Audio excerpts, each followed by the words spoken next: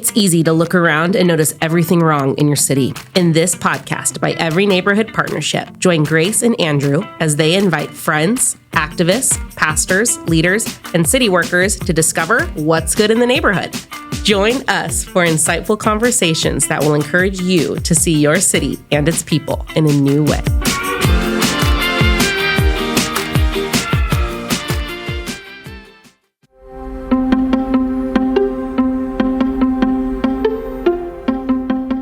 Welcome to What's Good in the Neighborhood. On this episode, we sit down with Samai Munoz of Lowell Community Development Corporation and Christian Gonzalez, EMP staff, but also a board member of Lowell CDC. And we're really thinking about this idea of strengths. How do we look at our neighbors, our neighborhoods, instead of seeing what's wrong or broken, seeing what is working, what is good, what skills, assets, abilities do people in the place offer? This is larger than just nonprofit work. This is really a foundational lens that we can put on a mindset as we look at others around us. And so we really focus on relationships. They tell some awesome stories of impact. Really rich conversation. I know you enjoy it. So listen in.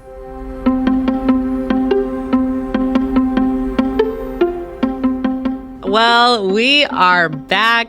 Andrew, how are you doing? I'm doing so good. Yeah, I love being here. The podcast brings me a lot of energy. Sitting with awesome people brings me energy. So yes. I'm glad to be here. Yes, me as well. Well, we are in our series, A Good Neighbor, and we're talking about today, we could talk about basically shifting your mindset, seeing the potential instead of the negatives. And so we get the absolute pleasure to be joined by two queens, you could say. Christian Gonzalez, Samai Munoz. Welcome to the podcast.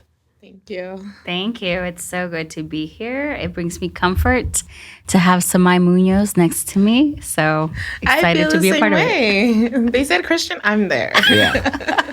I love it. Yeah, let's maybe just go around the horn and tell us what you guys do.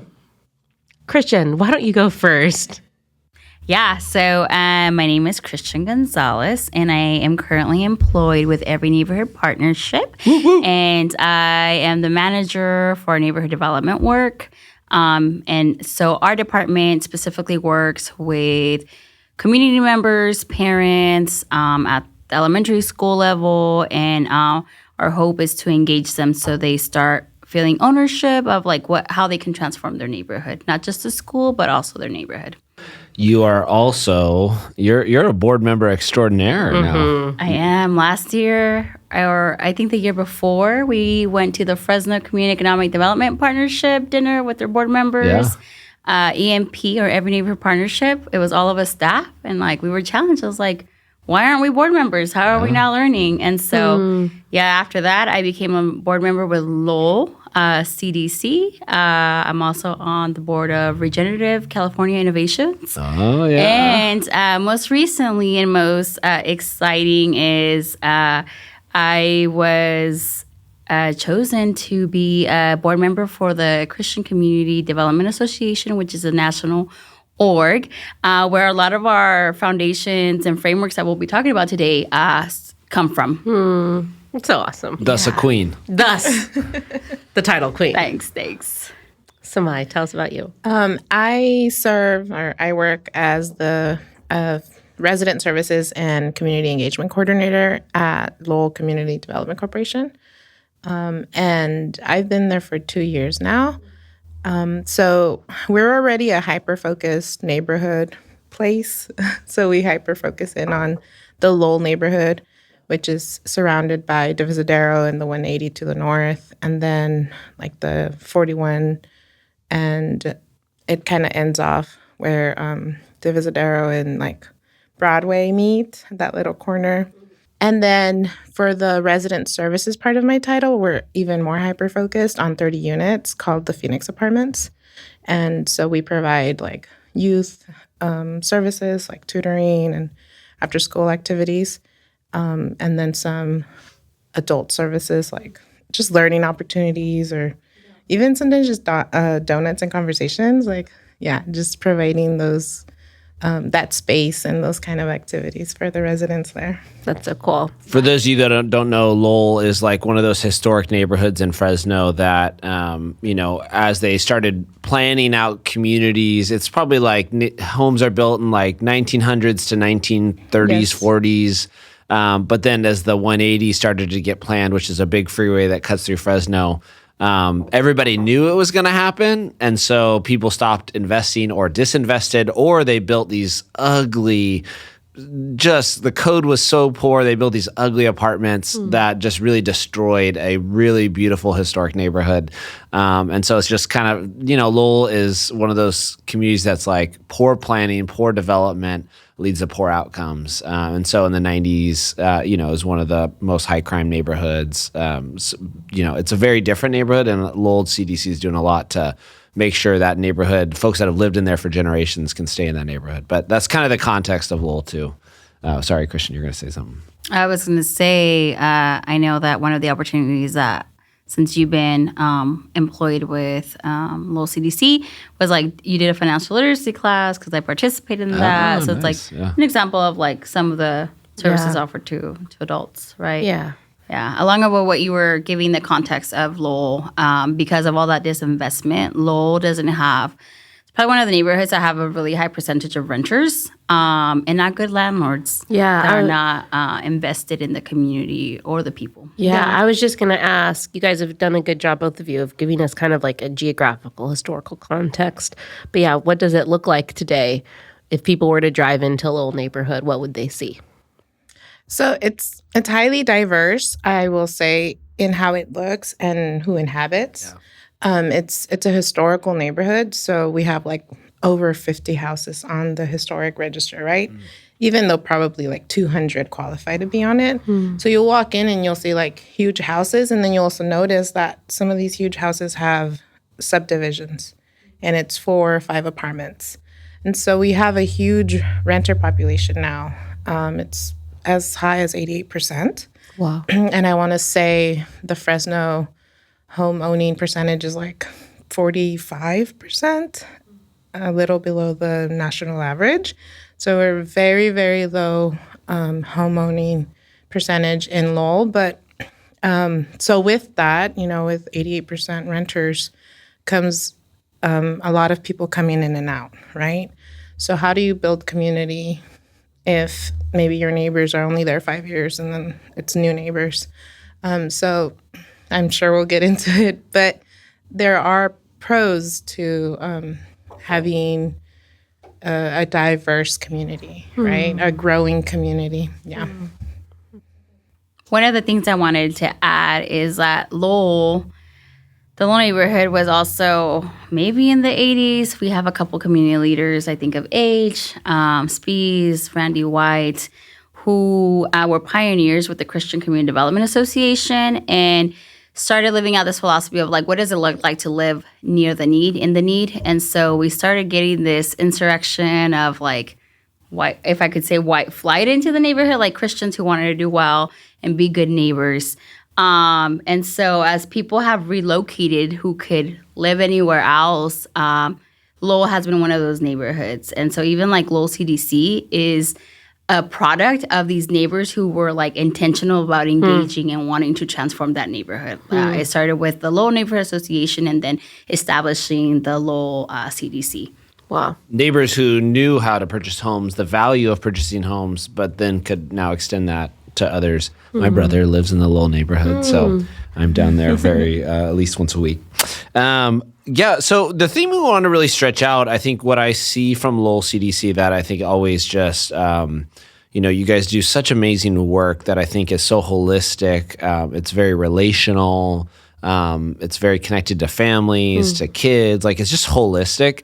Is you all can see the potential and what could be. Like you're really doing a lot of work to help neighbors imagine what could be in their neighborhood, what could happen in your future, your own homeowning future, what could happen in the place that is Lowell.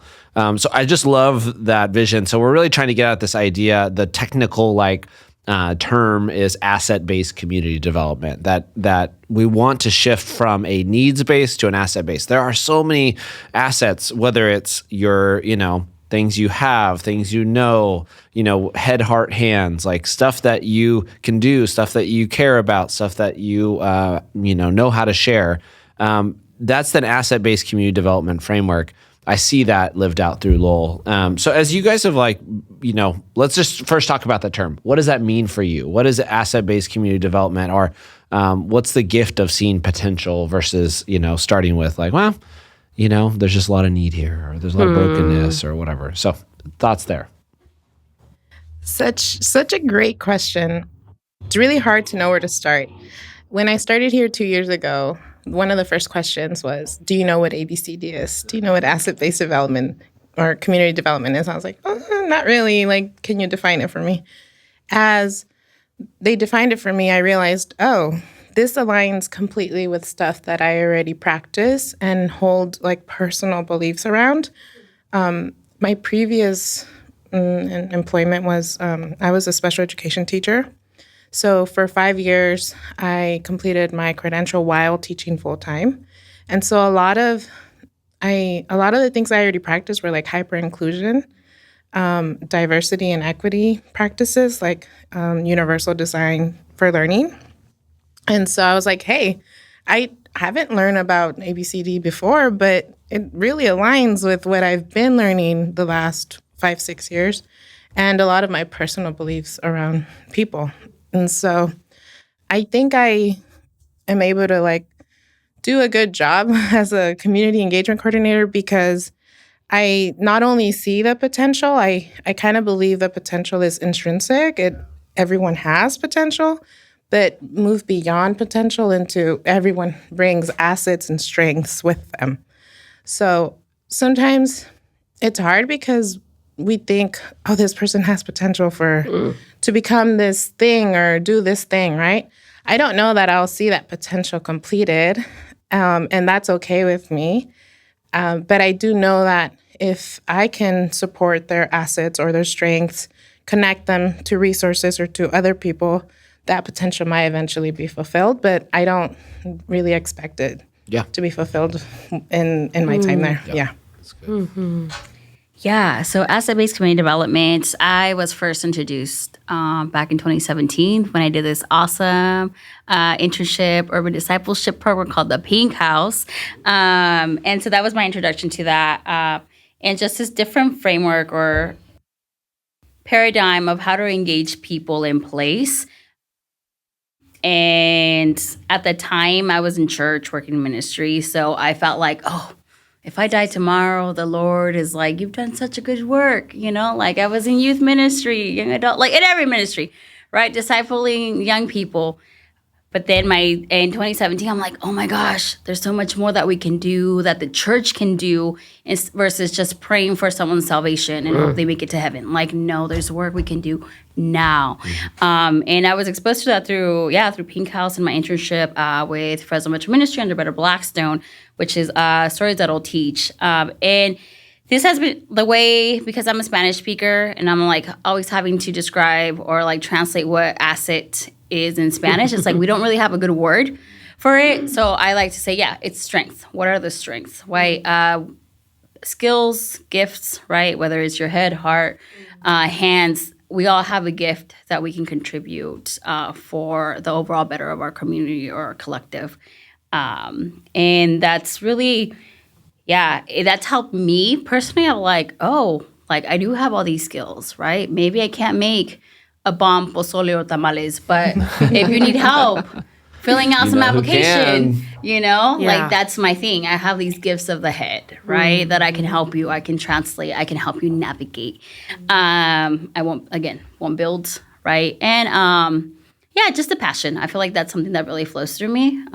Is the passion of, encouraging others. I've always thought the one gift I have, wherever I'm at, is being an encourager. And so that's identifying and naming those skills or those gifts that people have. That's great. At Every Neighborhood Partnership, we believe that strong, vibrant communities start with engaged and empowered residents. To make that happen, we need your help. Our mission is to connect neighbors, create opportunities for local leadership, and transform neighborhoods through education, collaboration, and advocacy. Every dollar you donate goes directly to supporting programs that make a real difference. Whether it's providing land use education, elementary literacy mentoring, or healthy spaces to help kids and our families grow.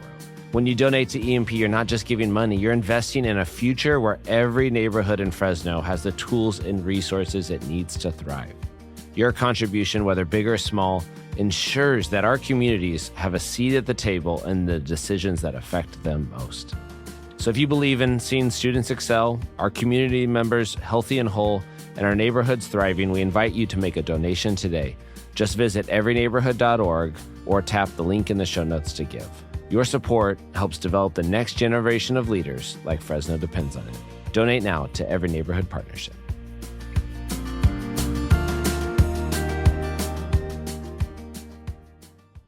Can you share a story about a time when a community's strengths or talents made a difference in that community, in that group of people? And how did people come together to create change? What role did local resources or skills play? I went first, but I can go again. No, I can go. I mentioned Better Blackstone because that was the first time that I'm like, I was awakened. Something was awakened in me of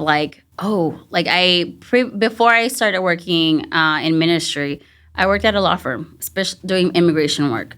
Right. And I was like, there was so much happening in that time, like 2017. And I'm like, this advocacy spirit of me, I left the law firm and it just fell asleep. Right.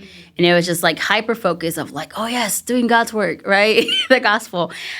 So being in Pink House and doing the internship at Better Blackstone was man, people do care. Right. People do care. Someone just has to agitate them respectfully, and I was like, hey, this is how we do it. And there is people power.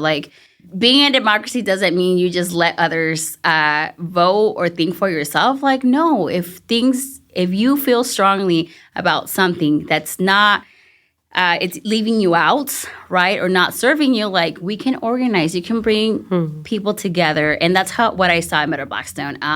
Andrew's tied to this because he lived in Susan B. Anthony, that neighborhood. You all were, how I encountered the work was I'm a resident. We lived on in Fresno off this main corridor called Blackstone. It's the thoroughfare, the backbone kind of Fresno, runs the whole length of it. And I live on the southern end of it, Blackstone and Olive kind of area, which is known as the Tower District. And Ivan shows up and he wants to organize some residents who live in that area to really get some. The city's thinking is this is just for cars and corridor. Cars are flying. There's no sense that people are going to live along Blackstone or that there's going to be, different types of transportation like buses or really I never rode my bike on it because it's so unsafe. There's no bike lanes. It's just for cars. And so, Better Blackstone came on as hey, let's get some cars on here. Let's slow down this road so it's safer. People can walk across the street. Let's get intersections. Yeah. Yeah. And I share this story because it's a macro view of so many people came together, organized to change the safety of kids and moms crossing the street, and including what does it look like for this area to be more walkable, to incorporate bikes. And 5 years later, or maybe 7 years later now, because this was in 2018 when it passed through city council, that were yes, we're going to adopt this plan that you all have been advocating for. And I'm just giving a very brief. There's a lot of work that went into it. But specifically, I think of Susan B because it was our largest neighborhood and the most active. And I think of the moms. I think of the Spanish-speaking moms that when later on, I was a good intern, and they offered me a position that they had opened. And I remember there were two leaders. I think of Juana Iris Mesa, and I think of Benita Vasquez. And I was organizing. I was doing focus groups for a health needs assessment for the public Department of Health. And Benita was Gris, right away, like she felt comfortable with me, and she was just like, Gris, she's like, even if you don't have gift cards and you need to have another focus group, like let us know. However we can support you, like we're there, right? And it's like, wow, like these are people like who, again, like usually are not included in the table. Things are not in English, right? Who are like champions for anything. It's like, yes, whatever you need, Christian, like we will bring you people and come together. The larger part of it was like, oh yes, this plan initiative passed. And now if you drive down Blackstone. Yeah, it's all being implemented right now. Yes. Like roads all turned up. Yeah. Bike lanes, there is a street light to make sure cars stop and students are safely able to cross to get to Susan B. Anthony. Well, and even just as a resident in that, like the asset I have is I own a home. Like I can host the meeting. So we hosted 2 or 3 gatherings at our house. I'm car dependent. Like my life at that time is like very car. Like I don't understand the dynamics of like what's unsafe. I'm like, I'll just get in my car and drive, you know. But like learning from these moms, I'm like, oh, like it's very unsafe crossing. Yeah, they opened my eyes. That's awesome. What about you, Samai? Can you think of a story? Yeah. Well, I'm glad you shared a big difference. I was like, there's a few big differences or big events that have happened while I've been there. But there are also other big wins that have happened at Lowell CDC that started before I got there. And so I'll kind of connect. The city passed a code enforcement code a few years ago, thanks to work done in Lowell with Lowell CDC, with Faith in the Valley, with other orgs. And that was around like renters, and is that the one you're talking about? The code enforcement. Yeah, like a code enforcement. Yeah. Like they should come and do regular checks kind of thing. Is that what the code yeah, is? Code enforcement is like, you know, when there's a parked car for like more than 30 days or whatever, that's like illegal, or like your facade of your house should be upkept, all those things. That was passed, you know, and so probably a year ago, actually, because I met a resident of Lowell learning about land use here at EMP, that resident was able to advocate for code enforcement to basically do their job. Yeah. Wow. Yeah. Because there was a burnt house right in front of her house that had just sat there for years, which is really illegal. If you read the code, like that shouldn't happen ever. And so she really pushed for the code enforcement to come in and do their job. That house now is completely renovated, and it looks so pretty. And, you know, I don't know that the city's going to be like, thanks to X and X, we went and did our job and now it's fixed, you know, or I don't know that someone would say that, but we really brought a lot of heat, you know, to that issue. And not only that, but other residents have continually like worked on code enforcement and making sure that the neighborhood looks and is upkept, right?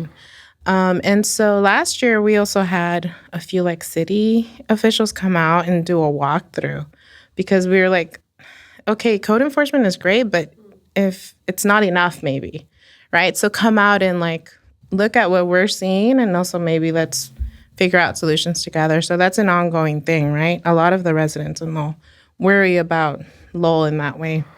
But really, there are so many things going on every day that have to do with people bringing their skills and resources together. Last year, we had a resident who really wanted to bring or shed light to the light situation on her street. There's not enough light. And so we're like, yeah, like, we're going to support you, right? Like, this is what we're here for, like, to listen to resident-led initiatives. And so we helped her put on a walking, like, night, so that we can all experience what it's like when the sun goes down and when it gets dark. And we never expected this, but a lot of the feedback was, wow, can we do this more often? Like, I want to walk with my neighbors. Yeah. Like, I met new people, or I saw things I didn't know, or and they agreed with the resident, like, yeah, this street is really dark at night. And so I think there are a lot of wins that add up to making a bigger win. You know, this project is still ongoing with the resident, and there are other resident-led groups forming around other issues. And I just really think that I could go and try and fix it myself, but letting them come together and be like, oh, I can take pictures of code enforcement not doing their job or whatever, or, the street sweeper or whatever. I think that's the win for me, that they're empowered enough to pick up and make change. What I hear and what you're saying, and like 100% is like the win is the internal shift somebody makes to begin to believe I can be a part of something. Right. I have something to offer, that I'm part of the solution. My voice matters. Yeah. Or the people around me, they're also awesome. They care, that's like that's the thing. I'm like, that's the secret sauce to what I think is community-based organizations we do is like, well, I think organizations that believe in assets, right? Like, I think that's the secret sauce is like, you may not always see the change. Change takes forever, but people are changed on the inside and have a new way of seeing. What do you think? Like, there's a lot of organizations in town. There's a lot of people in our city. There's even a lot of churches that don't have an asset-based mindset, right? They look around and all they see is problems. They see, that side of town is bad, or, nothing good ever happens here, or I don't care. What do you think people are missing when they like live in that world, or like, why have an asset-based mindset? It's a challenge to restrain myself to, like, when I hear someone just speak so negatively. I recently, my future mother-in-law, we were in the car, and she lives in like Tower area, and there's this new 7-Eleven right there on Blackstone, right?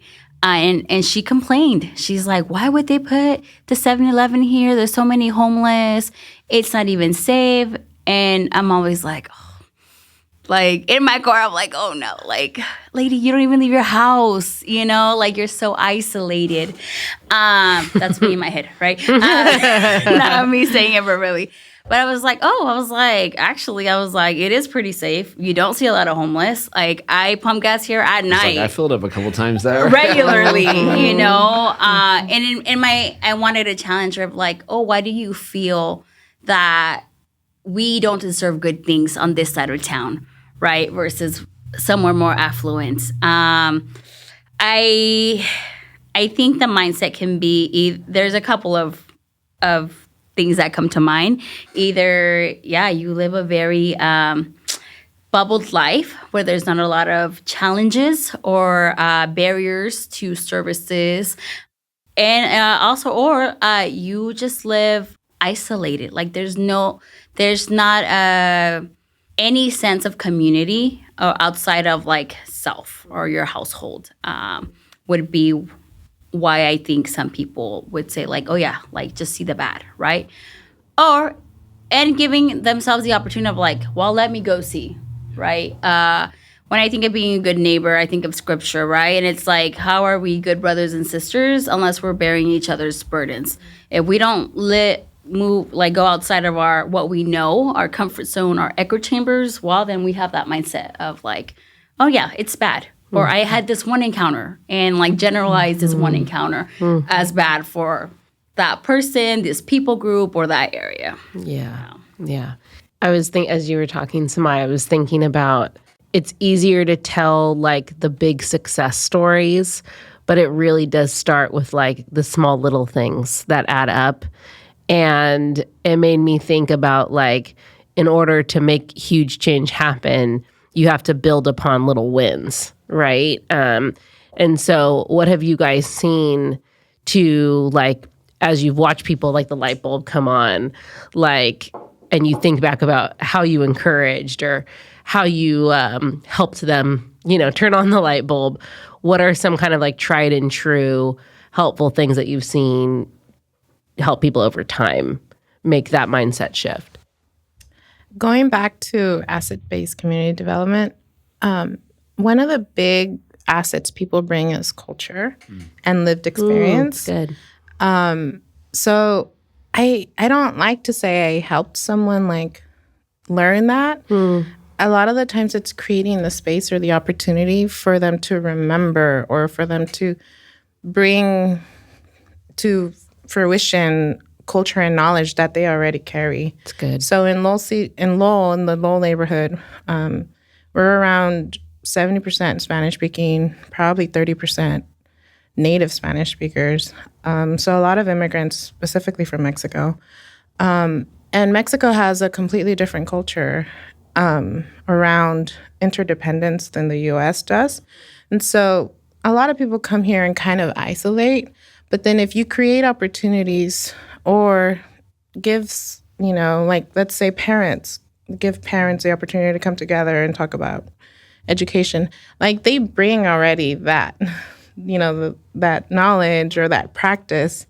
And so it's really, for me, it's really beautiful to see, like, we have a wilderness program at LCDC, and we bring families together, and then they kind of remember that they love nature, and that their kids can also love nature and the importance of nature.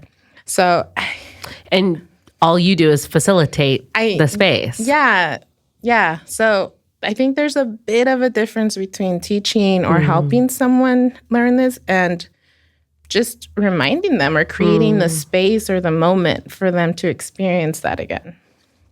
When I was going to say, if I can, I was like, Lowell CDC, and we have similar frameworks when like engaging community. We've done a lot of work together. So it's always and we're in different community work together, like EMP oversees drive work. And so being a board member, like I'll pop in to see what they're doing. And I always leave and I'm just like, wow, like Esther and Samai are doing such a great job. They're facilitating, right? And but like all the issues that they're working on, I'm hearing them from the residents. Like, yeah, I remember when you were planning the walk audit. I was there. They were also planning doing street block parties so that neighbors get to know each other, right? And so like whoever joined us, like, oh yeah, I'll be the host house, right? I was just like, oh, how innovative and strategic they've been. And again, and I think of us, right? I think of I'm at Almost, right? Doing a parent group. Some of these moms, they see each other every day. They'll talk and they won't introduce each other until we provide a space. Where we're like, okay, what's your name? And we're doing these icebreakers, right? But like, had we not been there to facilitate this space, they just talk to each other randomly, but never introduce each other. Like it takes like these special facilitated spaces for them to like start to engage each other. We've seen that happen a lot. Where they'll be like, hey, our kids play. Like, oh, where do you live? I see you on the street. I live on the other side. Yeah. Oh, we're right there. And the lights going on. It's so cool to see that. Paulo Fieri is he wrote a book called Pedagogy of the Oppressed. You've probably read it, but he always uses this image of like our Western thinking mindset. It's you have students, people you're serving, people we have this mentality of like you got two cups. You got an empty cup, and then you're pouring in all the knowledge and all the ideas and resources into this empty cup. And that's like, it's really this kind of like banking model of education. That's how we think in America. Like, I'm the teacher, I have the resource, I pour that into you. But like real learning is a back and forth exchange. It's cups filling each other back and forth. And so it's like, I think asset-based gets at that idea of like, I can come in and facilitate a space, and I do have an expertise, but like everybody else in this room also can teach me a lot. And so even these conversations, like, yeah, it's good. I'm learning. So then to take that philosophical stuff into my place, right? And so I think some of that cultural knowledge our neighbors have, it's like, that's a cultural expertise. Like, you got to learn 2 languages. Your brain's doing stuff that mine's not. I'm learning 1 language, right? You've learned how to navigate systems and different cultures and countries. Like, you have a whole level of expertise, wisdom, insight that I just don't have. So, yeah, I think even my 2 years at EMP, I've learned I love a formula. It's like so clear. This is going to happen. Like, here's success. And it has been such a learning experience to realize very quickly, like, if you're truly centering people, then there is no formula. You have to follow the needs and dreams and hopes of people. And they're going to go much slower than where you would, your expectations what you would want. I think you even mentioned that at the front, like my idea of what the potential of somebody, that's still my idea. But they have their own ideas about their own dreams and their own potential. And so what would it look like to let my dreams die and just be the facilitator, or just the friend of someone else as their dreams grow? That like presses and pushes at all my controlling things in my own heart and spirit, but it has been such a sweet learning curve. And I think truly, like when you're going at the pace of people, then you are going at the pace of love. And so there's so much more there.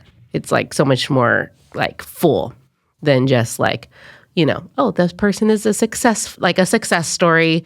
That's a data point. They're better than they were before. It's just been, this ABCD asset-based community stuff is like changes how you think about the world and people. Yeah, I loved learning about ABCD because I was like, wow, this overlaps with like everything I already have learned academically in professional settings and things that I aspire to know more about or feel community, Ever wondered what makes your neighborhood unique or how the history of your city shapes the places you love today? Well, now you can explore the story of Fresno like never before, right from your car using the VoiceMap app. Introducing the Every Neighborhood Partnership Drive Tour, a self-guided audio tour that brings your community's history, landmarks, and stories to life. As you drive through local streets, EMP's Drive Tour will guide you with fascinating insights into the people, places, and events that have shaped your neighborhood.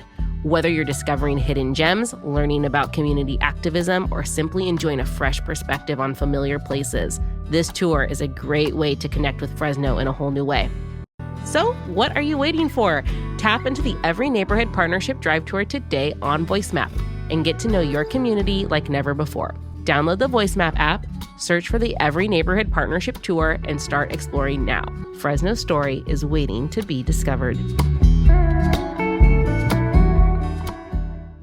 So let's go for the generic, that's the wrong word, but like the average resident who's just like, they're in their neighborhood, right? Like they're not working for a nonprofit. They're not running some big program or anything like that. What is there like a recommendation or a way to take, something that we've talked about, like how do they go about being a good neighbor with a more asset, a more strengths-based, a more, kind of approach? Any thoughts or recommendations or advice?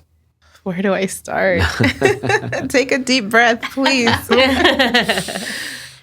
lot of us are, deep breaths. A lot of us are functioning off of survival mode. A lot of us work full-time jobs. And I don't have children myself, but a lot of us have children, older parents, family, friends. And so I think sometimes it's hard to pause and recognize that person standing in front of you who you don't know is sharing a similar experience as you. So I've been challenged a lot, too, in my learning here at Lowell CDC and in the Lowell neighborhood.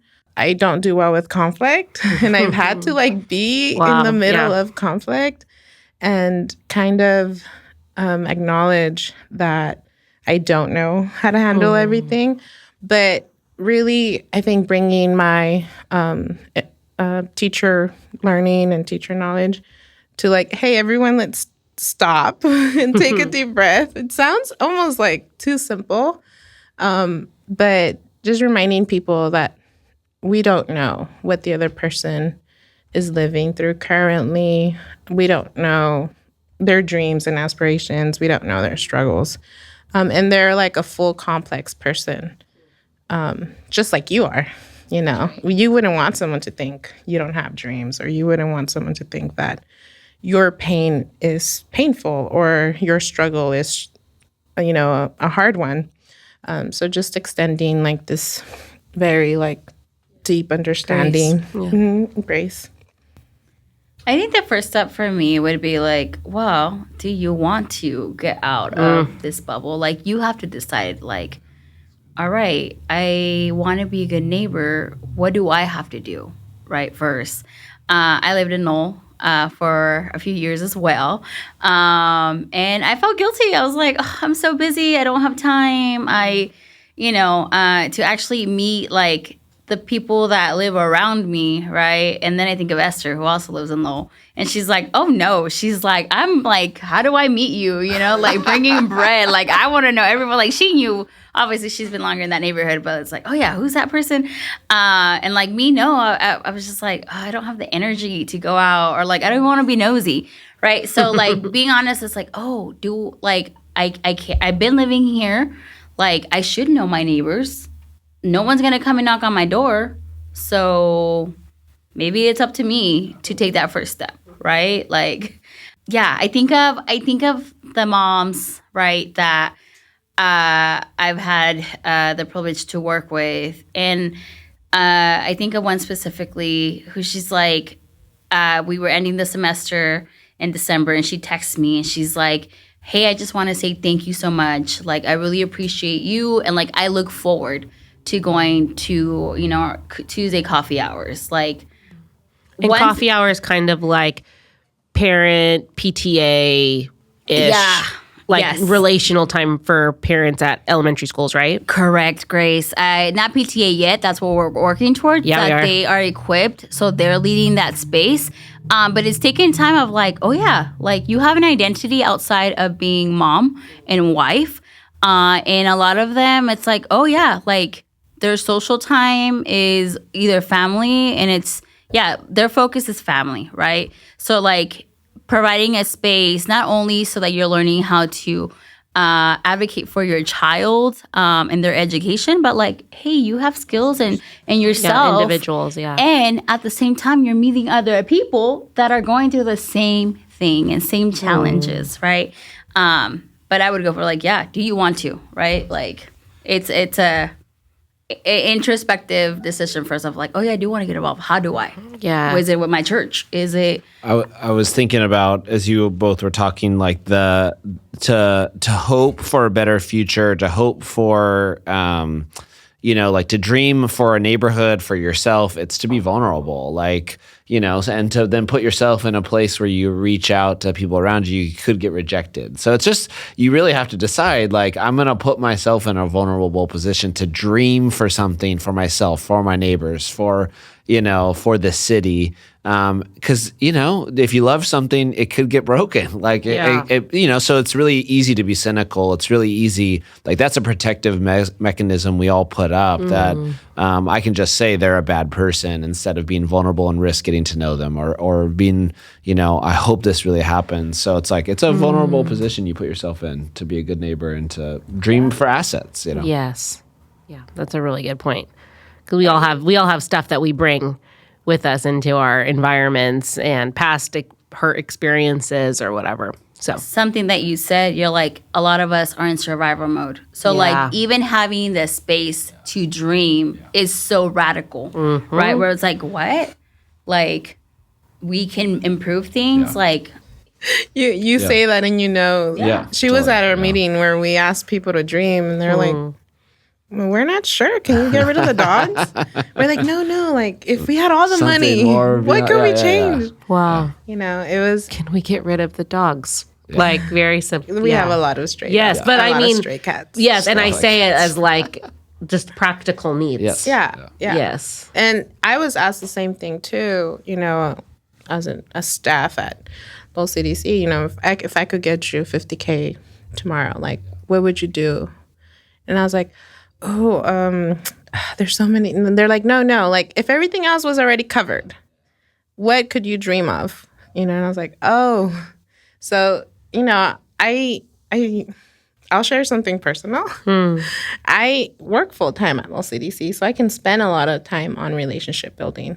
But how I practice being a good neighbor in my own neighborhood, because I live up the street, is I literally go and introduce myself to my neighbors. Yeah. Because I don't have the time to be like hosting a barbecue in the middle of the day or, whatever. But I think because I'm willing or I want to see a connection between my neighbors, I've gone out and like introduced myself to people as they're like raking their leaves. Yeah. I'm like, hey, I see you often, but this is my name. And because of that, like, my neighbors have actually called or gone up to our cameras and said, like, hey, there was somebody breaking into cars. Like, are you home? Because there was, our cars were out front and we weren't home. So then I had somebody go over. So I think that's where it starts. If I had a full-time job in my neighborhood, I that's what I would start with. I would just introduce myself to. Yeah. Ivan, when we had Ivan and Carl on the podcast, Ivan talked about sometimes it requires an event. Something happens to kind of catalyst people coming together, which is kind of what you just described. Yeah. Yeah. And so we hope to also be the catalyst, at LCDC, the gathering or the meeting or the program or the opportunity. Yeah. That's great. So good. So maybe let's dream a little bit together as we end and land the plane. If you guys could dream up a community, what would a thriving community look like to you? If we could fast forward a decade into this work, what's the impact you hope your work would have on the city? 10 years, a decade. Knowing how things work, I know that everything we want to happen in a decade might not be as feasible, but currently a lot of the things we hear are related to like climate change. So community members want trees, So in 10 years, I would love to see a community that's greener and has an actual tree canopy because we don't really have one right now. So that's, I feel like, something achievable. But besides what the community looks like, I think if in 10 years we're relevant as an org, then, we've really done our job. I don't know that it takes 10 years, but to get to a level where the residents are so empowered and so connected that they're spontaneously working on bettering their community, I think that's a big dream. Yeah. When I think back to asset-based community development, right? Anything negative that could be said of a place doesn't regard people, right? And I think of both of our organizations, and I think our baseline is that we have residents that feel heard, that feel value, and that are decision makers and what their community looks like. Yes, I want it flourishing. I want like everyone's needs. But at the end, it's like, man, to have more of us, people who are like, yeah, like we can, like if we all do our part, we all join collaboratively, like we can make the change, right? And I don't want to speak of like what a flourishing community looks like, because I want there to be like just a mixture of people, right? We're not just thinking of like, the undocumented family, like, or refugees. I'm thinking of like people who aren't able-bodied of us. Like, all right, this community is also driving for them, right? I don't know what a person who is in a wheelchair or any other physical disability that they may have, it's like, all right, how is that thriving for them? Or if it's like a mental issue or like emotional, right? Like really just people are healthy and therefore have tools and know how the systems work. And like together, it's like, oh yeah, we keep challenging the systems to be able to bring like this, everyone's idea of what their community, a thriving community looks like. Out of that survival mode. Yes. Out of fight or flight. Yeah, thank you all. I continue to just like what's ruminating in my head right now is like this is just so relational, and like you think community change, like we do need to change systems and policies that disinvest, and yet it has to start with conversations. It has to start with meetings. It's so many coffees and lunches, and it's just it's really slow relational work that also has eventually policy involved, right? But like. Thank you for, I think, helping us reimagine how do we see people, the way we interact, the ways that we often can put our own hopes and dreams on people or see them as a task or a project. It's not about that. And so even as we hope for a better future, like we see the person in front of us and be that support, really remembering, right? You talked about remembering. It's like remembering, like remembering. They're getting back together. They're coming back together. We are remembering as we get together. And so, yeah, thank you for that. Lowell CDC, how do we find out? How do we follow you all? Like and subscribe. Where are we in? Facebook, Lowell Community Development Corporation, and Lowell CDC on Instagram. But I would recommend our website, lowellcdc.org. You can subscribe to our newsletter, which comes out monthly, sometimes even mid-month updates. Yeah. And Lowell's doing a ton of other stuff we didn't mention: community land trust, the outdoor program. They have some awesome. I've been to a couple of fundraising events that are also really just fun because they lean into who Lowell is. So follow that, and thanks for being on the podcast. Thank you for having us.